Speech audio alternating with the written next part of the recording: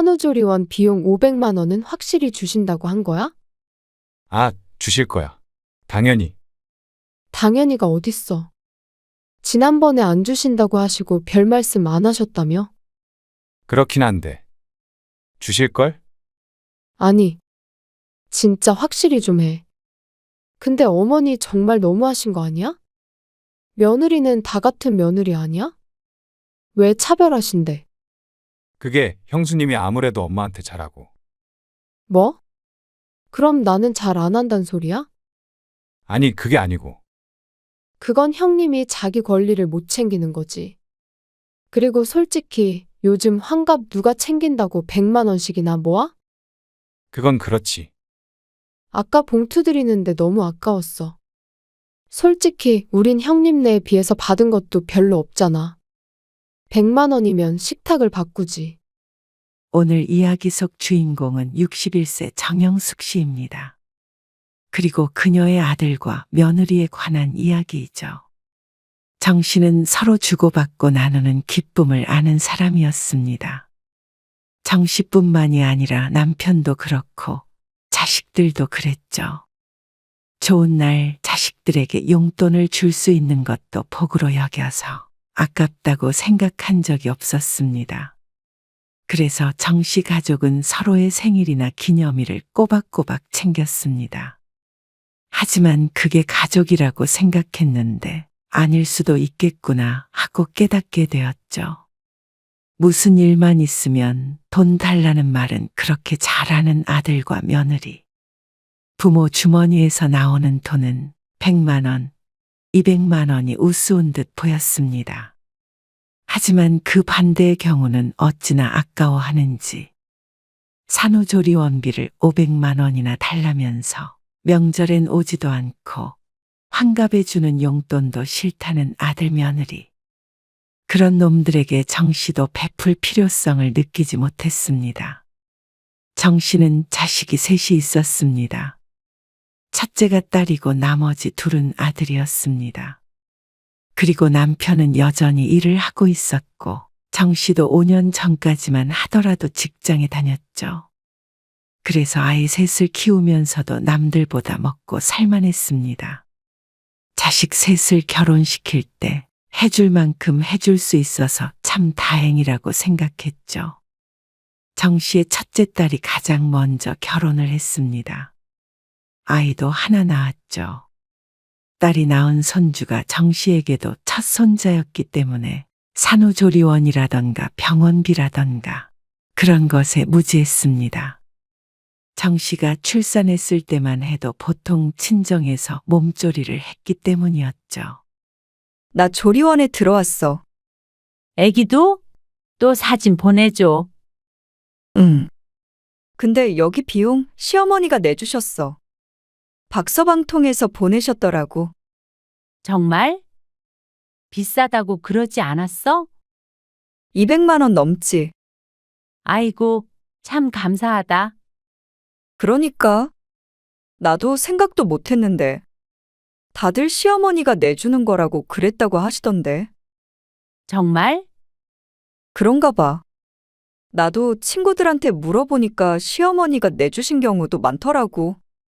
정 씨는 사돈에게 참 감사했습니다. 아무리 그래도 그렇게나 큰 돈을 내주는 게 쉬운 일이 아닐 테니 말이죠. 수고했어. 거기서 몸조리 잘하고 오고, 나오면 시어머니도 맛있는 거 사드려, 꼭. 알았어. 그때 처음 알았습니다. 병원비나 조리원 비용들을 시부모나 친정부모가 내주는 경우가 많다는 사실을 말이죠. 정 씨는 딸이 조리원에서 나온 뒤에 2주간 몸조리를 도와주었습니다. 그리고 큰 아들이 결혼하고 큰 며느리가 임신을 했을 때 그 당시를 떠올리게 되었습니다. 그땐 정 씨가 친정엄마였지만 이제는 시어머니이기 때문이죠. 우리 며느리가 임신을 했다네. 정말? 아이고, 좋겠네. 정 씨가 집에 놀러온 친구에게 말했습니다. 근데 너 작년에 손주 봤잖아. 나? 그렇지. 너 그때 며느리 산후조리원 비용 내줬어? 우리 딸도 사돈이 내주셨거든. 나는 뭐, 산후조리원 비용까지는 아니고, 수고했다고 100만 원은 보내줬지. 그래? 다들 그 정도는 해주긴 하나 보네. 그런 추세라고 하더라. 나도 여력만 되면 더 해줬지. 다 형편껏 하는 거지 뭐. 주긴 주는데 참 이상하긴 하다. 돈 없으면 손주도 못 보겠네? 이상하긴 해도 어쩌겠어. 남들 다 해주는데 우리만 안 해주면 며느리들이 뭐라고 생각하겠어. 그래도 넌 형편이 되잖아. 그건 정 씨도 축복이라고 생각했습니다. 하지만 비용이 만만치가 않았죠. 정 씨가 며느리에게 전화해 말했습니다. 성훈이한테 200만 원 보냈어. 산후조리원 예약할 거라면서? 아, 어머니, 안 주셔도 되는데. 감사해요. 감사하긴. 홀몸 아니니까 무리하지 말고. 나중에 시간 될 때 너 좋아하는 소고기 사줄게. 네, 어머니, 정말 감사합니다. 새삼딸이 결혼할 때 산후조리원 비용을 선뜻 내준 안사돈이 대단했습니다. 몇백이 말이 쉽지 참 큰 돈이었습니다. 그래도 정 씨 부부에게도 잘하는 예쁜 큰며느리였기 때문에 그 돈이 아깝지 않았습니다. 그래서 둘째를 낳았을 때도 기꺼이 내주었죠. 그런데 정 씨의 아들은 하나가 아니라 둘이었습니다. 막내 아들인 박지우는 30이 되어 결혼을 했습니다. 2살 연하의 며느리였습니다. 결혼할 때 다른 자식들처럼 신혼집 구할 자금도 보태주었죠. 그렇게 결혼 후 2달 뒤 며느리의 생일이었습니다. 너희 아빠랑 그 근처에 갈 일이 있어서? 이틀 뒤에 희진이 생일이라며? 네. 그렇죠. 그래서 간 김에 너희랑 밥 한 끼 먹으려고 하는데. 선물도 주면 좋잖아. 결혼하고 2달이 지났는데 신혼여행에서 돌아와서도 얼굴을 못 봐서 한 번쯤 봤으면 싶었습니다. 그래요. 그럼 저녁 먹죠. 6시까지 갈게. 주소 알려줘. 밥은 밖에서 먹고. 네. 알겠어요. 아들도 흔쾌히 오라고 했습니다. 그래서 정 씨도 집들이 겸 가전제품을 선물로 주면 좋겠다고 생각했죠. 그런데 바로 다음 날 아들에게서 다시 전화가 왔습니다. 내일 오시잖아요. 그래. 6시. 아, 근데 그 약속 취소했으면 해서요. 뭐? 왜? 무슨 일 생겼어? 정 씨가 묻자 아들이 머뭇거리며 대답했습니다. 큰일은 아니고요. 장모님이 어디가 좀 편찮으신가 봐요. 정말? 어디가? 아, 그건 자세히는 모르고요. 그래서 가보게? 뭐, 네. 아마도요. 네, 가봐야 할 것 같아서요. 아들은 횡설수설했습니다. 그러니? 어쩔 수 없지? 근데 그 선물은 저한테 송금해 주시면 제가 대신 맛있는 거 사줄게요. 안 그래도 아들에게 물어서 며느리가 뭘 좋아할지 물어보려던 참이었습니다. 그래도 사정이 있다는데 억지로 찾아갈 수도 없었고 생일이라는데 선물을 안 줄 수도 없었죠. 다소 찜찜한 기분으로 아들에게 20만 원을 송금했습니다. 나중에 둘이 외식이라도 하라며 말이죠. 그런데 아들을 만나기로 했던 다음 날 딸에게서 전화가 왔습니다. 엄마, 올케한테 뭐 했어? 뭐? 그게 무슨 말이야? 황당한 딸의 말에 정 씨가 되묻자 딸도 의아하다는 듯이 대답했습니다. 아니, 올케 카카오톡에 뭐라고 적혀 있는 줄 알아? 뭐라고 적혀 있는데? 세상에서 숫자 들어가는 건 시금치도 싫다고. 시집살이 어쩌고 저쩌고 써 있는데 뭐? 나도 놀라서 엄마한테 전화한 거야. 무슨 일 있었어? 아니, 아무 일도 없었는데. 그냥 원래 오늘 지훈이네 집에 가기로 했었거든. 근데 친정에 일이 생겼다고 해서 취소됐어. 그것 때문인가? 정말로 그것 때문이라면 너무 당황스러운 일이었습니다. 아무것도 한 게 없는데 시집살이라는 말이 왜 나오는지 모를 노릇이었습니다. 그리고 그것도 누구나 볼 수 있게 적어둔 건 도대체 무슨 의미인가 싶었죠. 설마 자신이 알 거라고 생각을 못했는지, 또 부모 자식 간에 왕래 좀 한다고 그게 시집살이인가 기가 막혔습니다. 수시로 찾아간 것도 아니고 말이죠. 무언가 오해가 있는가 보다 생각했지만 바로 얼마 뒤 첫 명절을 지내고 나서 그게 오해가 아니었음을 알게 되었습니다. 정신에는 차례를 지내지 않았습니다. 원래는 집에서 간단하게 밥을 차려 먹고 말았지만 이제는 자식이 결혼했고 딸도 시집에 가봐야 하니 다 같이 모일 수 있는 날이 거의 없었습니다. 음식 차리는 것도 힘들고 그래서 아들네와도 전날 저녁엔 외식을 했고 그날 밤에 헤어지곤 했습니다. 또 딸이 오면 딸네와 외식을 한 번 하고 헤어졌죠. 막내 아들이 결혼하고 나서 첫 명절이었습니다. 아들 둘이서 며느리를 둘을 데리고 오니 집이 북적북적했습니다. 손주도 둘이 있었고 말이죠. 명절 당일 전날에 아들네가 모두 도착해서 근처에 있는 갈비집에서 식사를 했습니다. 많이들 먹어. 네, 어머니도 많이 드세요. 식구가 늘어서 그런지 대가족 같은 느낌이 났습니다. 식당에서 식사를 마치고 잠시 정신의 집에 들러 차를 마셨습니다. 이제 그만 가봐. 아들 둘 다 멀리 살지 않기에 차는 안 막히겠지만 그래도 내일 또 처가에 가려면 피곤할 것이었습니다.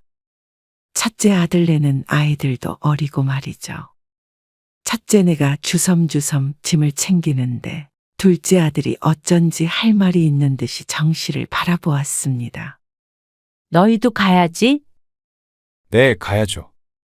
근데 드릴 말씀이 있어서요. 뭐? 그러자 아들이 뜻밖의 말을 꺼냈습니다. 이번은 첫 명절이라 왔고요. 다음부터는 명절에는 참석하지 않으려고요. 뭐? 큰아들도 큰며느리도 놀라서 싸던 짐도 두고 작은 아들을 바라보았습니다. 죄송해요. 그럼 아예 안 온다는 거야? 네, 번갈아 가면서 오겠다는 것도 아니고 명절에는 아예 오지 않겠다는 아들. 왜 안 온다는 건데? 저희끼리 여행 다니려고요. 정 씨가 잠시 말을 잃었습니다. 그러자 가만히 있던 남편이 한마디 했습니다. 그래도 1년에 2번은 보는 게 좋지 않겠어. 다른 날도 아니고. 남편이 끼어들자 작은 아들이 입을 다물었습니다. 그러자 작은 며느리가 입을 뗐죠. 솔직히 이게 좀 이상한 전통 같아요. 며느리는 시집에 먼저 오고 친정엔 나중에 가고. 그렇다면 친정부터 다녀오겠다고 해야 하는 게 맞는 것 아닌가 싶었습니다. 시집에서 며느리들은 일하고 남자들은 놀고 먹고요. 이상하잖아요. 기가 막혔습니다. 한 번도 일이라도 시켰으면 모를까. 밥은 밖에서 먹었고 차는 정 씨가 준비했고 과일은 큰아들이 준비했습니다. 여기서 누가 피해를 본지 몰랐습니다. 자주 안 봐야 갈등이 없어요. 애둘러서 더 이상 왕래를 안 했으면 한다는 그 말에 정 씨가 할 말을 잃었습니다. 어떻게 결혼하자마자 이렇게 선을 긋나 싶었습니다. 그리고 설령 속으로 그런 생각을 하고 있더라도 이렇게 명절에 가족들 모두 모인 와중에 이런 식으로 말을 하나 황당했죠. 차라리 시집이 어쩌고 며느리가 어쩌고 하는 말 없이 둘이서 여행을 다니겠다고 했다면 정 씨도 기분이 상하지 않았을 것이었습니다. 요즘 세대들은 이렇게 당돌한가 하는 생각도 들었지만 큰 며느리가 작은 며느리보다 나이는 많아도 크게 차이 나는 것도 아니었습니다. 모두들 어안이 벙벙해 있는데 작은 아들이 한마디 하고는 자리에서 일어났습니다. 너무 서운해하지는 마세요.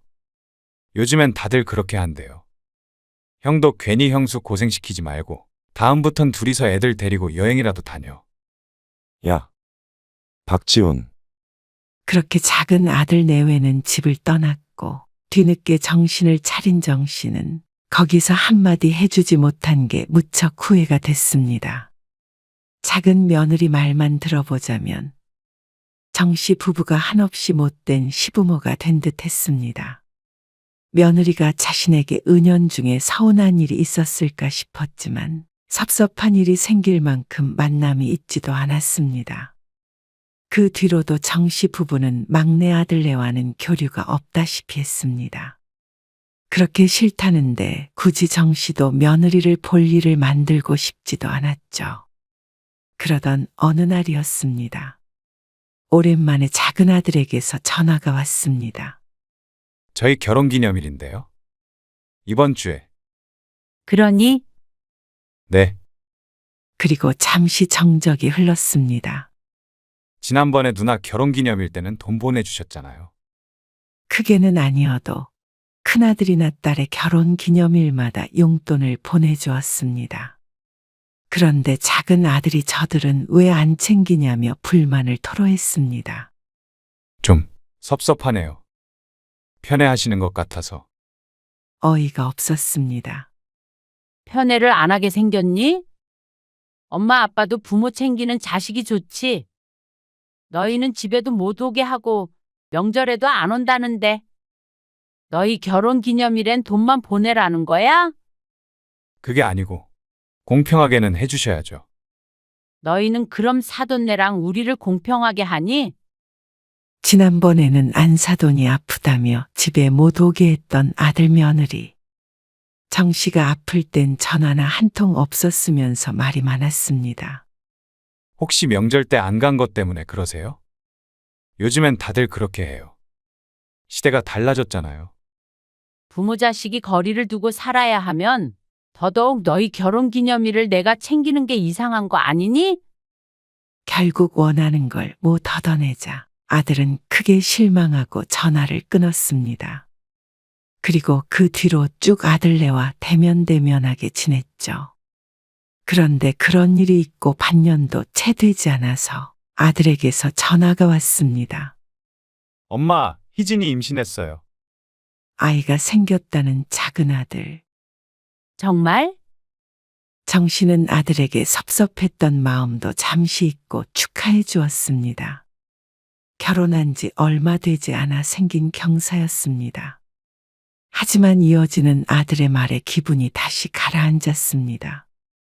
근데 산후조리원을 바로 예약해야 되더라고요. 안 그러면 자리가 없대요.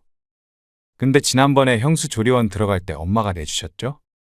분명 좋은 일을 전했는데도 작은 아들이 말을 하니 괘씸하게 느껴졌습니다. 그렇게 부모가 불편하다는데 그런데도 이렇게 받을 건 꼭 받겠다는 태도가 감탄스러웠습니다. 참 부모에게 받는 것에 익숙한 세대인 듯 했습니다. 아니, 세대가 그런 것이 아니라 막내 아들 내외가 그런 것인 듯 했습니다. 이건 결혼기념일이랑은 다른 거 아시죠? 정씨가 대답하지 않자 아들이 말했습니다. 해주실 거죠? 이건 안 주시면 진짜 서운해요.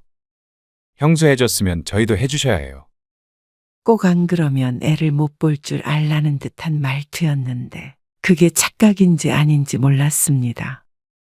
하지만 정씨는 선뜻 대답하지 않았습니다. 기가 막힌 듯 헛웃음만 짓고 말았죠. 단번에 거절하지 못한 것도 다른 일이 아닌 손주를 낳는 일이기 때문이었습니다. 출산이라는 게 쉬운 일이 아니고 큰 일을 겪는 것인데 내 마음 서운하다고 며느리 마음에 평생 남을 상처를 주는 건 원하지 않았습니다. 그래도 큰 며느리한테 준 만큼은 줘야지. 200만 원? 그래. 그것도 안 주면 사돈네도 뭐라고 생각하겠어. 어른이 좀 너그럽게 생각해야지. 요즘 사람들이랑 우리 생각이 같나? 그런가? 남편도 그건 내줘야 한다기에 정 씨는 고심하다가 남편의 말처럼 큰 며느리만큼은 줘야겠다고 생각했습니다. 그런데 열흘쯤 뒤에 아들이 산후조리원에 계약금을 넣었다고 했습니다. 벌써? 빨리 해야 된다니까요. 안 그러면 자리가 없어요. 남들 다 들어가는 조리원인데 그렇게 자리가 부족한가 싶었습니다. 계약금 50만 원 냈고요. 나중에 애 낳고 나서 잔금 주면 된대요. 계약금을 그렇게나 많이 냈나 싶었습니다. 그래서 아들에게 물었죠. 근데 총 비용이 얼만데? 그러자 아들에게서 들려온 대답이 경악스러웠습니다. 500만 원이요. 뭐? 얼마라고? 잘못 들은 듯해서 정 씨가 다시 되묻자 아들이 아무렇지 않게 또 대답했죠. 500만 원이요. 아니, 얼마나 있다가 오는데 조리원이 500만 원이나 해? 2주일이죠. 말이 되나 싶었습니다. 며느리가 둘째를 낳을 때는 200만 원보다 더 비쌌지만 물가 상승률을 고려하더라도 500만 원이나 된다는 게 이해가 안 갔습니다. 무슨 산후조리원이 2주에 500만 원이나 해? 웬만한 사람 2달 월급이었습니다. 거기는 다른 데랑 뭐가 다르길래 그렇게 비싸? 그건 저도 모르죠. 시설이 좀 더 좋다고는 들었는데. 그렇게 큰 돈을 어떻게 주니? 그럼 둘이라도 나오면 1,000만 원이 든다는 소린가 싶었습니다. 그리고 그걸 전부 정 씨에게 내라는 소리에 너무한다 생각했죠. 너도 성훈이네처럼 200만 원 줄게. 네? 그럼 나머지 300만 원은요? 그건 너희가 내야지. 아니, 형수는 애 둘 낳았잖아요. 저희는 하나 낳았으니까 그거 합친 거만큼 주셔도 되죠. 너희도 둘째 나오면 그만큼 또 줄게. 아니, 엄마.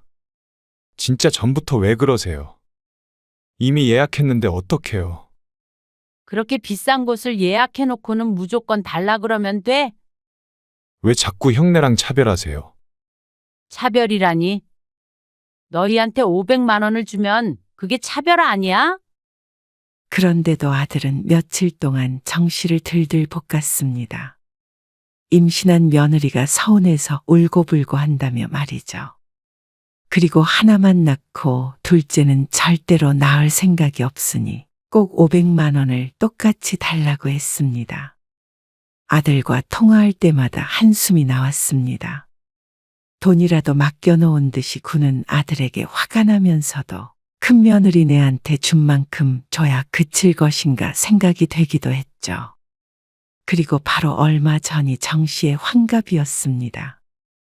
며느리도 점점 배가 불러오는 와중에 오랜만에 모든 식구들이 다 같이 모이기로 했습니다. 다 같이 모여서 식사하고요. 저희끼리 돈 모아서 드리기로 했어요. 두 분이서 좋은데 놀러 가시라고요. 그래도 안 서운하시겠어요? 환갑잔치를 안 하는데 서운하지 않겠느냐는 큰아들의 질문에 정 씨가 고개를 저었습니다. 서운하긴 뭐가 서운해? 돈도 필요 없어. 그냥 다 같이 저녁 식사나 함께 하면 좋을 것 같아? 그리고 당일에 큰아들네가 예약한 한정식당에 다 함께 마주 앉았습니다. 명절에는 안 온다더니 그래도 엄마 환갑이라고 막내 아들네도 참석했죠. 서로 이야기꽃을 피우고 손주들과 시간도 보내니 이보다 행복한 순간은 없을 것 같았습니다. 어머니, 여기요. 큰아들이 흰 봉투를 꺼내 정 씨에게 내밀었습니다. 아니, 돈 필요 없다니까. 그래도 받으세요. 그래, 엄마. 나도 여기. 딸도 봉투를 건넸죠.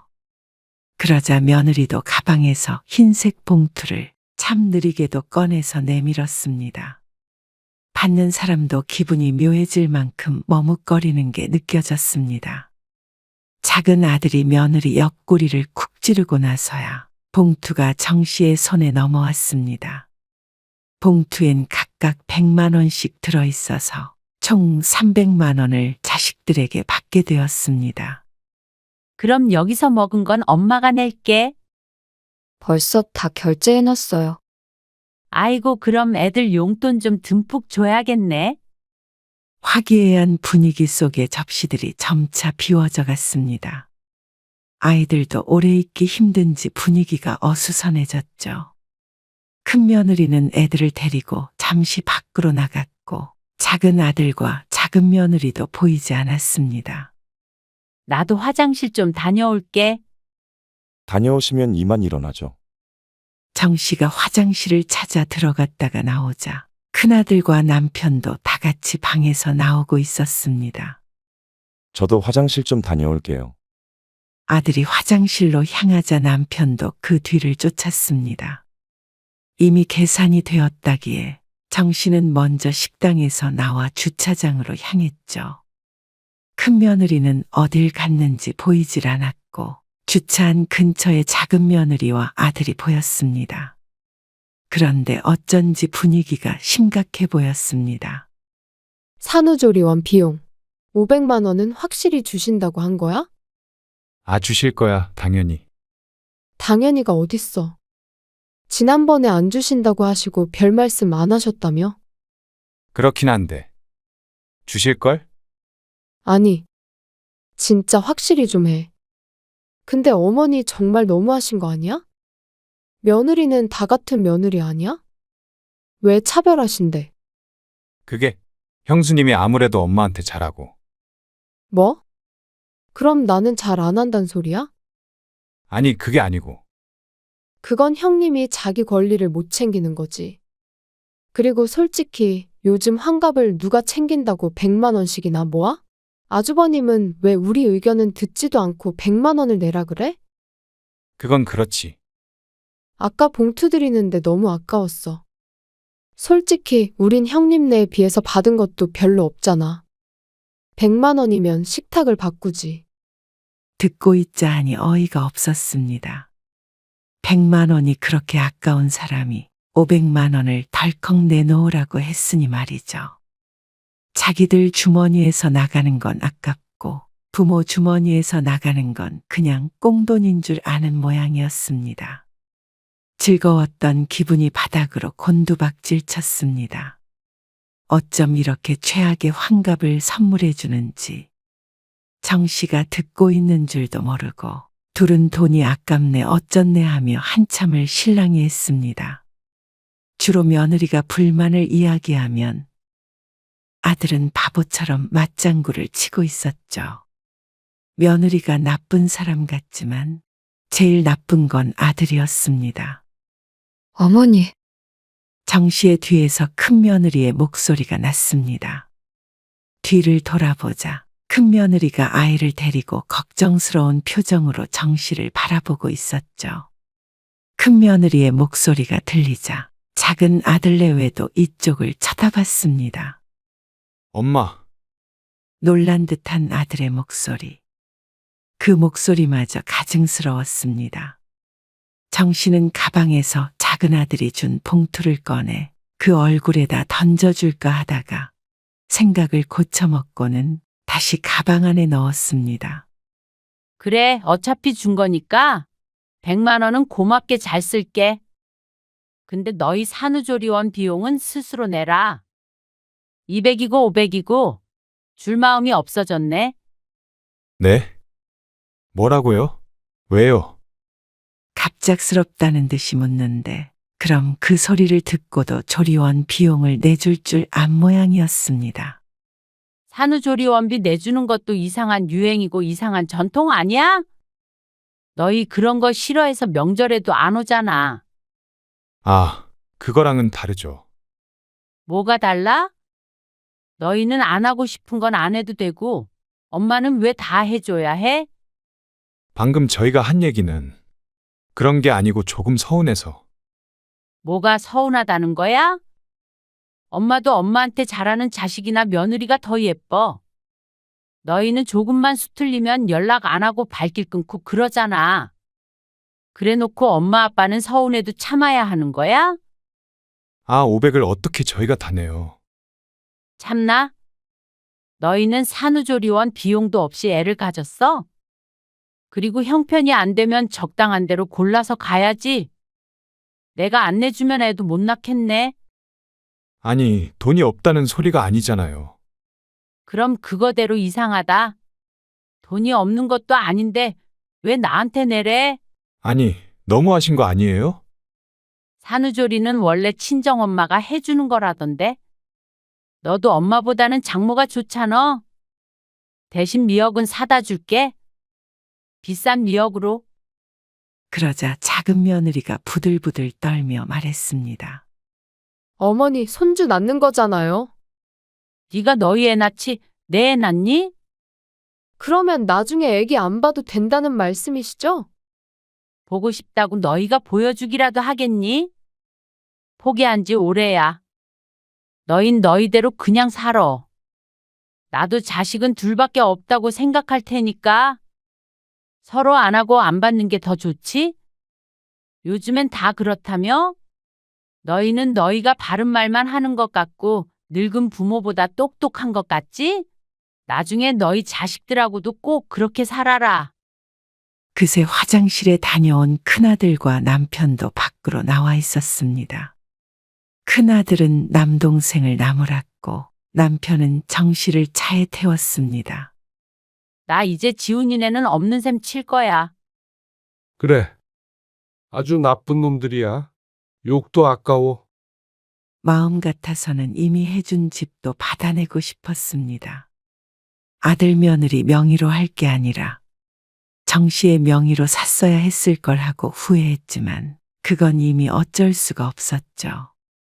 하지만 앞으로는 10원 한 장도 작은 아들에게 흘러가지 않을 것이었습니다.